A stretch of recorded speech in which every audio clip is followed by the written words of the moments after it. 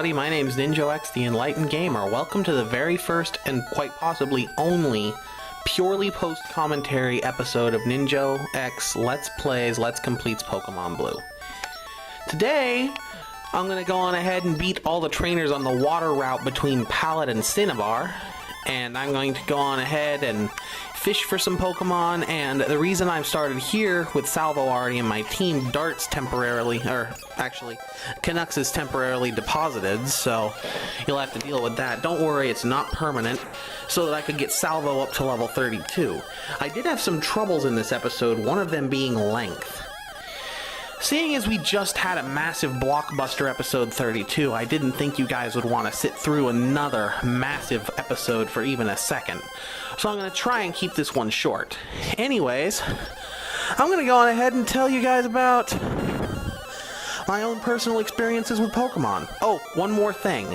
I've come to a conclusion about this channel. You see, I've been waxing philosophical, telling you guys plenty of stories, hopefully to keep you entertained, outside of just the generic gameplay, which, to be perfectly honest, most of you have probably already experienced 1,000 times over.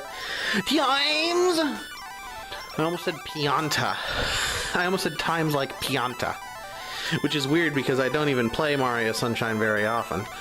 But, at any rate, I wanted to go on ahead and make a alteration to this channel. I want to request that you guys go down to the comments or go to my Facebook page, Facebook/Ninjo Enlightened, capital N, X, and E, and ask me questions. No question is too big or small. If you ask something that I'm intrigued by, I will do my best to try and answer it in the next episode, and for every episode for the rest of the time that this channel shall stand. This way, I can give back to you guys a little bit, and you can give some more material to me, and I can strengthen this channel a little bit, which is still very young, very weak. Okay, so that said, for this very last episode, I wanted to, or for this episode, that's not a last episode, it's the sequel to the midway point, it better not be the last episode. I wanted to talk to you guys about my own personal experiences with Pokemon, and why I chose a Pokemon game to be my very first. Don't worry, it will not be my last either.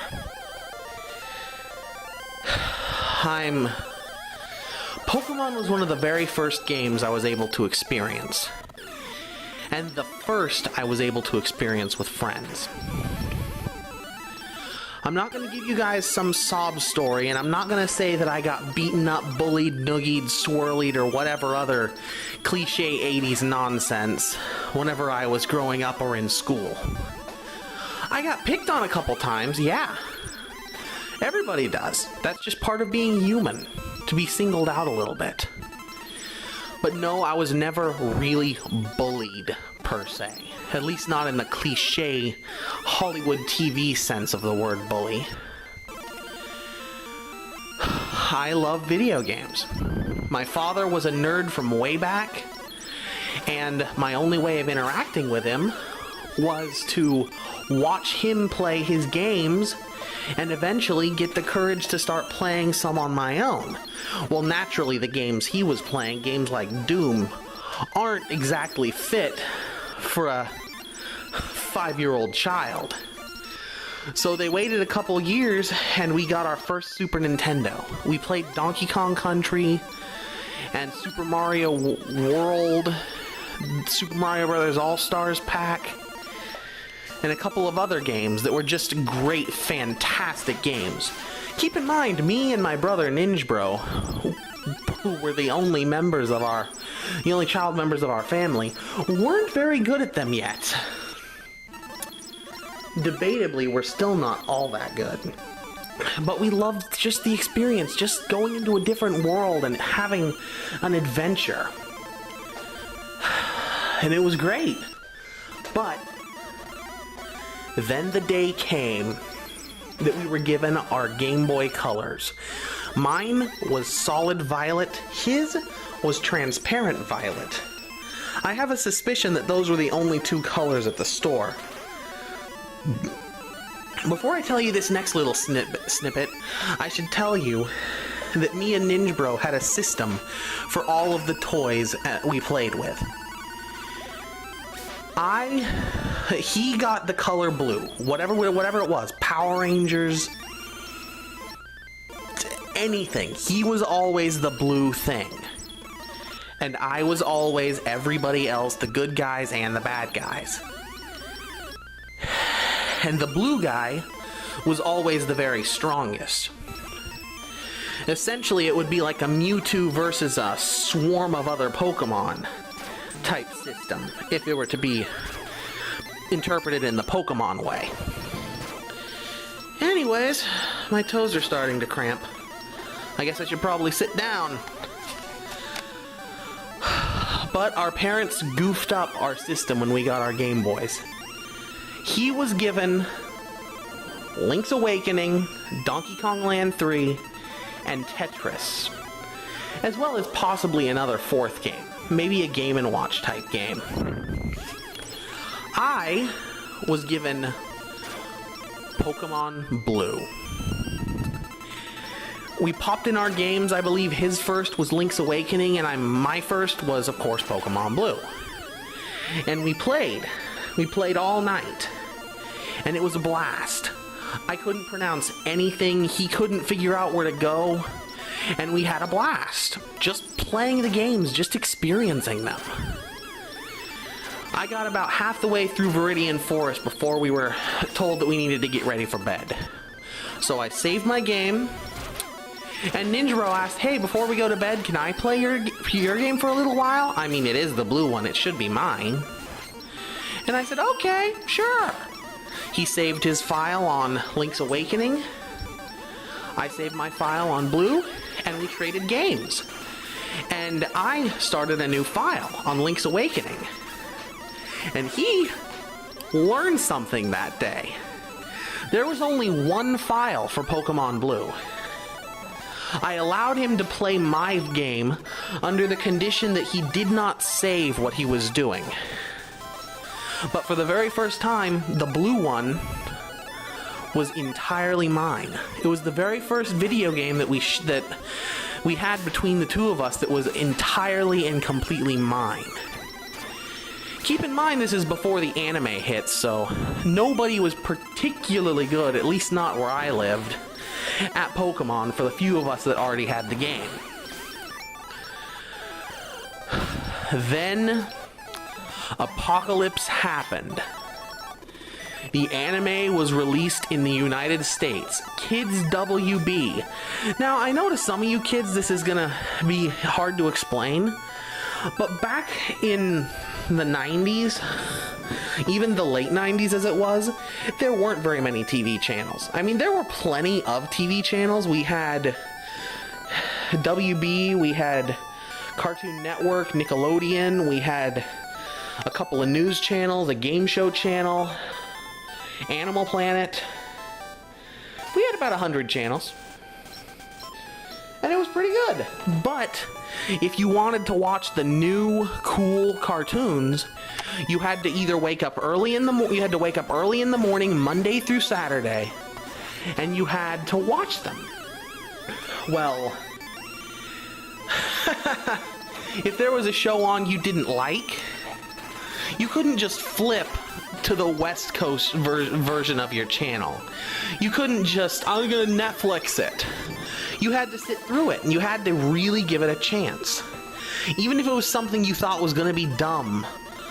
Lord knows I watched Sailor Moon more than once, and I still think it's dumb. But I watched it because it was what was on, and I knew that after it were things like Yu-Gi-Oh! And Pokemon. And I had a good time. Because Pokemon was just, it was the thing. It was the era. A lot of people look fondly at the Beatles. Look back fondly at the Beatles because it defined their generation. That was the music of peace and love. And a lot of people affectionately refer to the Beatles as the British invasion. Guess what I affectionately refer to Pokemon or Pokemania as? The Japanese invasion. There wasn't a person alive during the reign of the Beatles, the music of peace and love, that didn't know the name The Beatles. You're still hard-pressed to find a person who's so sheltered that they've never heard of the Beatles. And the same exact thing can be said of Pokemon. It morphed the gaming industry. I remember for the very first time, we had clubs in elementary school I went to. There were all kinds of different clubs. There were cooking clubs, there were sports clubs. Well, one club that really interested me was the gaming club. Now, originally this probably would have been chess, but we showed up, and the teachers allowed us to bring our Game Boys. All of a sudden, everybody was trading, everybody was battling with each other. And I realized that for the very first time with a video game, I wasn't alone. Everybody wanted to play Pokemon. Everybody else wanted to be like Ash or Team Rocket. And that was fine. It was wonderful to get to experience Pokemon with all of my friends and enemies. It was like the show had come to life in a way. Pokemon was real. Everybody else cheated, but Pokemon was real, and it was amazing. People would brag, tell stories about how they beat a gym leader with only one Pokemon that was weak to them. People would talk about how they beat Giovanni for the first time. They would come up with their own theories. Of course, we were pretty young, so most of them were pretty bad. About how the Pokemon universe worked. We didn't have the internet to just give us the answers. And so we wanted to find them for ourselves. That's part of the magic I want to bring to you guys with this channel. But I guess I should probably wrap up this story. Actually, you know what? No. I've only gone on for about 12 and a half minutes, and I'm going to keep going. Even though the interrupting kitty is looking right into my eyes and telling me, "Love me. I love you. I love you, Muffin." That's his name, Muffin. He's a sweetheart. He's my baby. Even though he is right in the way, even when I'm not playing. So, this was a tricky episode to make. Originally I wanted to do post-commentary, but then I felt like it would be kind of soulless, so I decided not to do it. And then I went all the way through, and it turned out to be way too long, so I'm shortening it by doing the post-commentary after all. Anyways, back to my story. I got to play Pokemon Blue, and Ninjbro, my brother, that's kind of his code name that I've given him, really wanted to play it too. He was at the misfortune of seeing Pokemania erupt around him and being one of the few people who didn't have a game. He loved Link's Awakening, Donkey Kong Land 3. He was way more addicted to Tetris than I'll probably ever be addicted to a video game. And it was a blast. It was a great time. It was the dawn of the era of video games becoming mainstream. Other people were getting their Nintendo 64s, were getting Mario 64 for the first time. And it was just beautiful. It was a beautiful time. Because it was a time of change, but it wasn't a painful time of change. It wasn't, well, now you're going to have to learn how to live without something that you've had for all along. It was, we're going to have a boom. A new industry is going to be birthed, and it's going to bring jobs, it's going to bring prosperity, it's going to bring wealth, it's going to bring togetherness, it's going to bring the world together. That's what video games are really about. They're not about separating us into individual cult clans of, I'm a Gen 1er, I'm a Gen 2er, I'm a Gen 3er, I'm a Gen 4er, I'm a Gen 5er, I am a Gen 6er. We're all Pokemon fans. Can we drop the guys and just admit that Pokemon is awesome? Because it is. It united a generation, not in a different way than how the Beatles united a generation in music. Music that taught us to love. People will try to take apart Pokemon. It's just a corporate trap. It was just greed. But that's not what it was. Yes, there may have been money making, may have been some of the priority, some of the goal behind it. But it was so much more than that. Calling Pokemon, or even Pokemania, just a corporate game is like calling The Thinker a boulder, or Mona Lisa a doodle, or Albert Einstein Mr. Smarty Pants. There's so much more to it, and it makes me so mad whenever people try to diminutize things. It's just a thing. I'm not what I think, so it's just a thing. This is about as real as I get, guys. I am so excited to finally get to tell you my story of why I love, and I'm not afraid to use that word, love Pokemon, love video games. They are bringing the world together. The only barrier now between us and the rest of the world is language. If Japanese and English were the same thing, I guarantee you that 9 out of 10 kids could have walked up to a Japanese kid during Pokemania and said, "Hey, what's your favorite Pokemon?" And they would have given a detailed answer. And it would have been awesome. We can unite the world. Not just a country, but the world through video games. Through our love of something so simple at its core as a video game. Even as we speak, as crass, as insane as this sounds, video games are saving the world. People in the Middle East are discovering Assassin's Creed. People in the UK are gaming online with American kids. People are having Pokemon battles all over the world. And it's so amazing. Because video games at their core are not a complicated thing.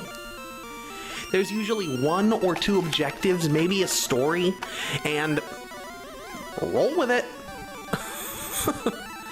And it's great that something so simple.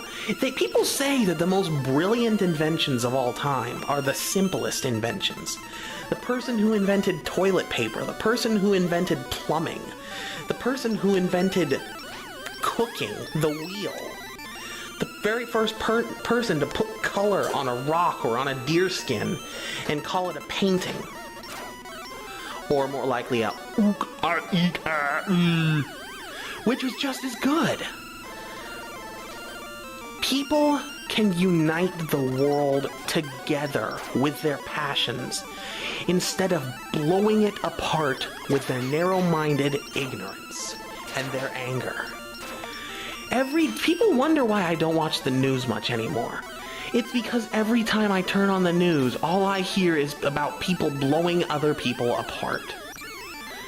Figuratively and literally. When if you look at the world of video games, with the exception of gaming pornography, that's not the case.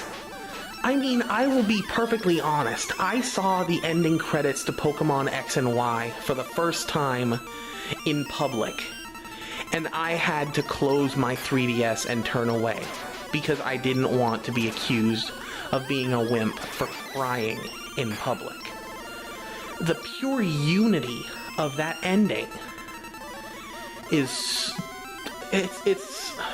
was beautiful. But to wrap up my own story, there is a little bit of insidiousness in Ninjo. For all this time, he'd been doting. He'd been looking on my blue version with envy. It was the blue one. It was the one he should have had. It should have been his experience. And yes, he played it whenever he got the chance, and he didn't always avoid saving it. But we battled together. He talked with his friends. He was missing out on Pokemania, and he couldn't stand it. That it should have been his and not mine. But he saw me with my eyes, looking at what the popular kids, the cool kids were playing. Red version. Which had Charizard on the cover. At the time, my favorite Pokemon. And he knew that I wanted red version. I had the Prima's official strategy guide, and I had looked over all the information, all the bios, read everything that I could, and I just wanted to experience more. I didn't even notice this camera roll over. I'm so ingrained in this conversation.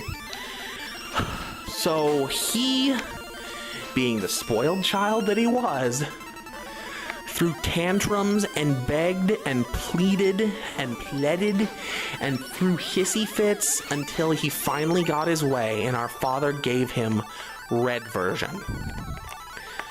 We traded. And it wasn't until years later, when he had moved on, that I took my own blue version back. The game that I am playing with you today is that very game. A game that broke a long time ago, but a babysitter of ours inserted a gum wrapper into in order to make it work again. Hey guys, I got a bit too wrapped up in my commentary and forgot that this is the moment where we say our final farewell to Link the Farfetch'd. Goodbye.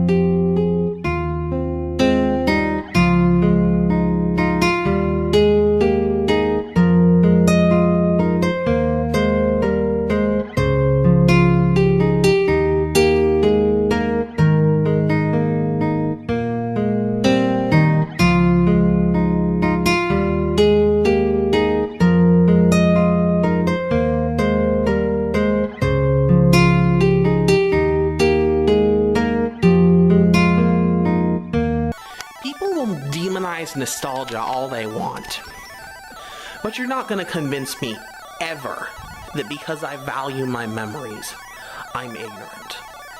Because I'm not.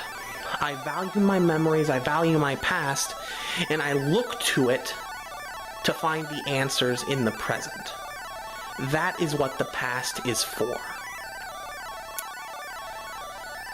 Oh, this felt good. I'm so glad to finally get to tell you guys this story. Anyways, another thing, starting this channel, I wanted this to be the very first experience of a game that I shared with you guys. And even though there aren't many of you right now, my top video only has about 25 to 30 views. It's okay. First off, I'm not exactly in a position where I need money. That's not because I have money. It's because I have sustenance. That's a story for another time, though. Anyways, I'm just... talking about this gets me so excited. Video games, for as seemingly simple as they are, have the capacity to do things that no other medium of art does.